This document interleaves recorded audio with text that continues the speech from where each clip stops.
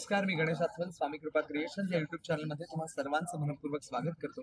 निमित्त आहे नशीबवान या नव्या कोऱ्या मराठी मालिकेचं, जी स्टार प्रवाहावर दाखल होते 15 सप्टेंबर पासून. आणि यामध्ये एका अतिशय वेगळ्या भूमिकेत आहे माझी अनेक वर्षांपासूनची मैत्रीण सोनाली खरे. सर्वप्रथम सोनाली, अभिनंदन. थँक्यू. तुला पण अभिनंदन येस, तुझ्या नवीन चॅनलसाठी. थँक्यू. अनेक मुलाखती आपण प्रिंट मीडियासाठी केलेल्या Yes. आहेत, रेडिओवरती केलेल्या आहेत आणि हो. आज डिजिटल मीडियासाठी आपण करतोय. करेक्ट. आणि अनेक वर्षानंतर तुला टेलिव्हिजनवर सगळेजण बघणार आहेत. नशीबवान आहेस तू. नक्कीच खूप नशीबवान आहे की अशा प्रकारच्या एका सिरियलमध्ये, अशा प्रकारच्या प्रोजेक्टमध्ये आपण भाग असतो. ही खरंच खूप चांगली गोष्ट असते, कारण इतकं काय काय घडत असतं ना, इतक्या चांगल्या चांगल्या सिरियल्स, फिल्म्स, OTT या सगळ्या माध्यमातून बरंच काय काय घडत असतं. आणि अशी एखादी कलाकृती असते जिचं तुम्हाला असं वाटतं की आपण भाग असायला पाहिजे. आणि अशा प्रकारे ही नशीबवान मालिका आहे की ज्याच्यामध्ये एक उत्कृष्ट प्रोडक्शन हाऊस आहे कोठारे विजन, ज्यांनी एकसे एक हिट सिरियल्स दिले आहेत. बरोबर. त्यानंतर एक चॅनल असं जे नंबर 1 चॅनल आहे गेले काही वर्ष ते, आणि अर्थातच कलाकार माझ्याबरोबर Yes. अजय पुरकर आहेत, आदिनाथ कोठारे आहे, किंवा नेहा नाईक आता नवीन आलेली आहे ती. सो ही सगळ्या गोष्टी इतक्या पॉझिटिव्ह आहेत, सगळी इतकं छान टीमवर्क जमून आले. आणि त्यात तुम्हाला एक वेगळी भूमिका करायला मिळते, ती पण नेगेटिव्ह, जी तुम्ही नकारात्मक, म्हणजे आतापर्यंत कायम नायिकेच्या भूमिका केल्यानंतर जेव्हा तुम्हाला एक वेगळं काहीतरी आता करायला मिळणार असतं, तेव्हा खूप आनंद होतो की कशा प्रकारे आपल्याला त्यात खेळता येईल, कशा प्रकारे ते कॅरेक्टर घडवता येईल.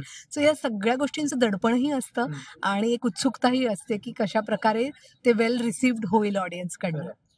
टेलिव्हिजन हे माध्यम जे असं आहे, जे घराघरात तुम्हाला नेऊन पोहोचवतं. आणि अनेक वर्ष तू म्हणजे वेगवेगळ्या माध्यमात होतीस, पण टेलिव्हिजनवरती जेव्हा कमबॅक नशीबवानच्या निमित्ताने मिळतोय, त्यावेळेला कुटुंबियांची प्रतिक्रिया काय झाली?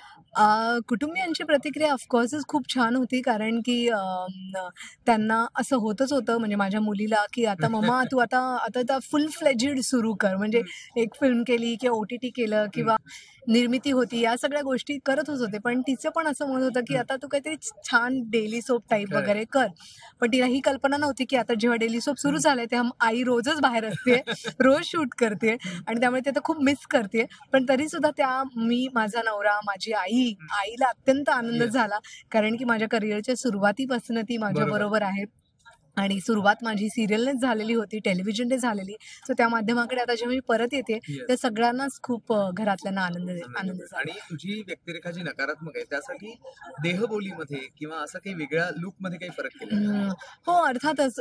म्हणजे देहबोली तर आहेच की ती सुपर कॉन्फिडंट आहे. सो तिच्यामध्ये एक वास्टनेस आपण म्हणतो ना, की ती थोडी जेव्हा चालते तेव्हा सुद्धा अशी चालते की जसं काय माझे मी अख्खं जग ओन करते, अशा पद्धतीने ती चालते, उभी राहते, बोलते, तेव्हा त्या प्रत्येक गोष्टीमध्ये तिचा माज तो दिसतो.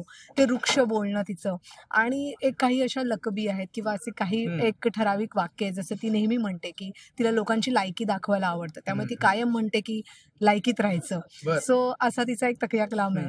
सो अशा सगळ्या गोष्टी तिच्या कॅरेक्टरला आणखीन वाढवण्यासाठी किंवा आणखीन एक त्याला सपोर्ट करण्यासाठी करायचा प्रयत्न केला. म्हणजे तुझी व्यक्तिरेखा बघून लोकांचं चाहता म्हणून प्रेम मिळेल, पण कदाचित त्यांच्या मनात राग सुद्धा हो, आणि ते होणं गरजेचं आहे, नाही का? ती पावती असते. ऑफकोर्स. तर तुझ्या या मालिकेकरता तुला शुभेच्छा देतोय आपण. आणि नक्की. आपण लोकांना सांगूया की मालिका नक्की बघा 15 सप्टेंबर पासून स्टार प्रवाहावरती. रात्री 9 वाजता. आणि आपण हे पण सांगूया की आपल्या चॅनलला सबस्क्राईब करा, स्वामी कृपा क्रिएशनला, व्हिडिओला लाईक करा, शेअर करा. धन्यवाद. थँक्यू.